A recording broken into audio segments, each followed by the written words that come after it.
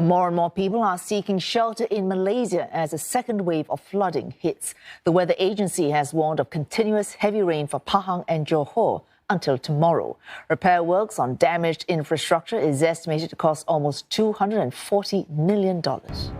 Jika saya boleh membawa anda ke persimpangan Gucil menghala ke Kota Baru dan Gua Musang, bayangkan paras bahaya Sungai Kelantan ialah 25 meter. Tragedi banjir 2014 pula, paras air terburuk mencecah 34.17 meter, iaitu beza 9.17 meter. Ia sekaligus memadamkan rekod banjir besar di Kuala Krai pada tahun 1931 dengan ketinggian paras air 31.31 meter dan pada tahun 1979 32.02 meter. Situasi ini bukan sahaja menyebabkan kemusnahan terhadap harta benda, infrastruktur dan alam sekitar, tragedi meragut 13 nyawa, 10 dewasa dan 3 kanak-kanak. Today, I'm talking about flood-related natural disaster that have occurred in Malaysia. We start by discussing the significance of the floods. Flood refers to a natural occurrence where it's stable areas in submerged in water. When the rate of water provided by rainfall is large, then the rate of drying bias floods happen in flood or low-lying areas. As is well known, significant flooding is said to occur annually along Malaysia's east coast.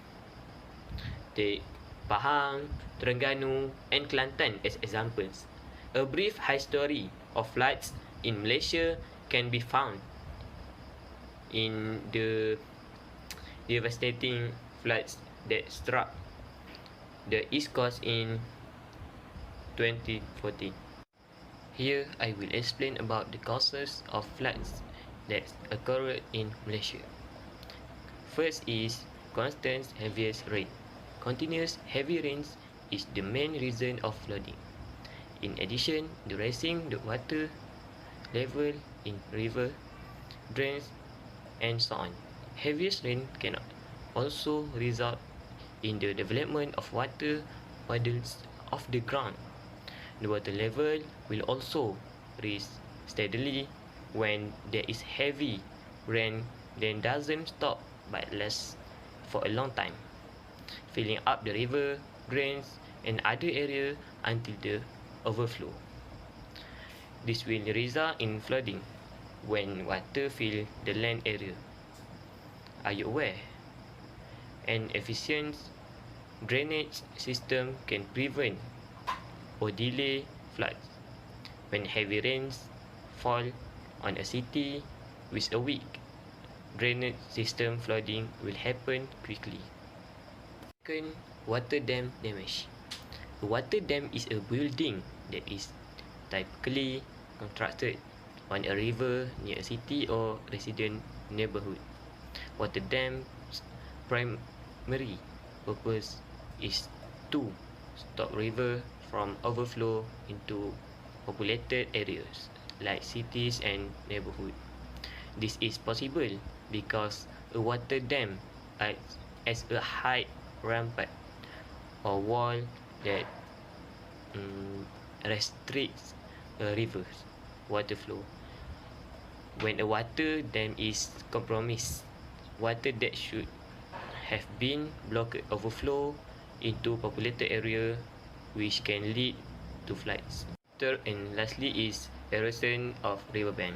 A cliff location experience soil erosion when the soil there becomes brittle and trembles off the edge.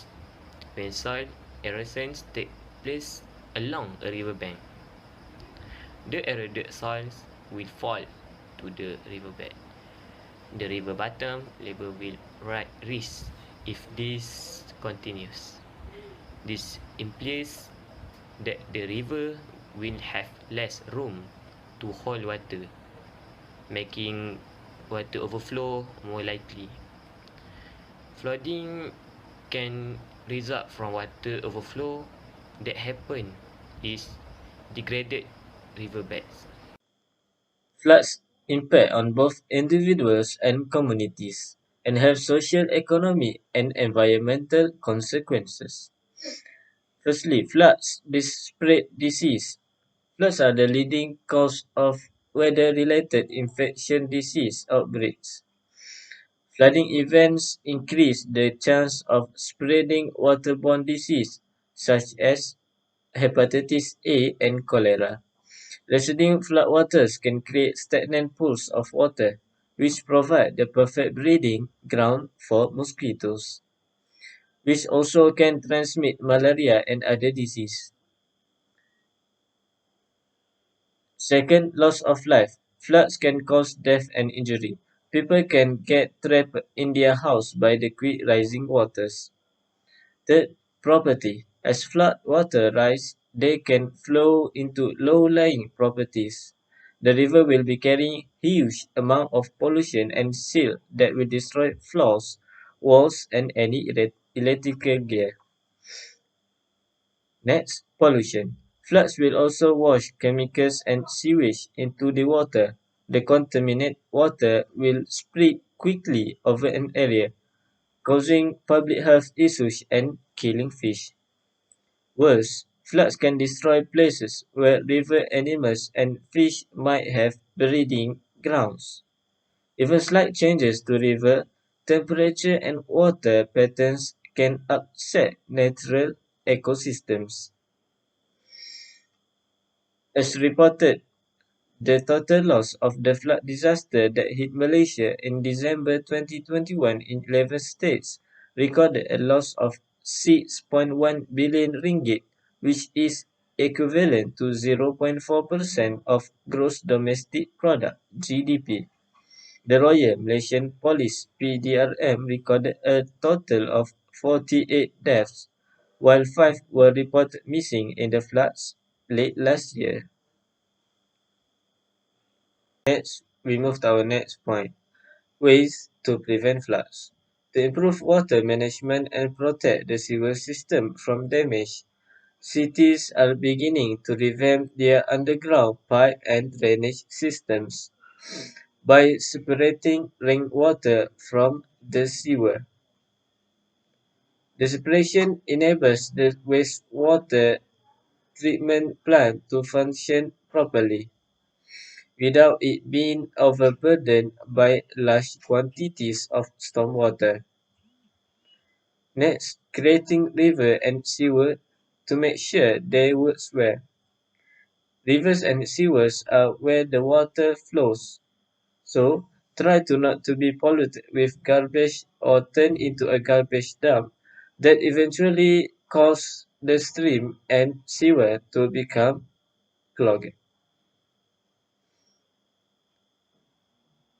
Thirdly, reforestation of plants, especially with types of plant that can absorb water quickly. Next, reproduce and provide open land to create green land as a water absorption site. Stop building housing on the banks of the river because it will lead to narrowing of the river.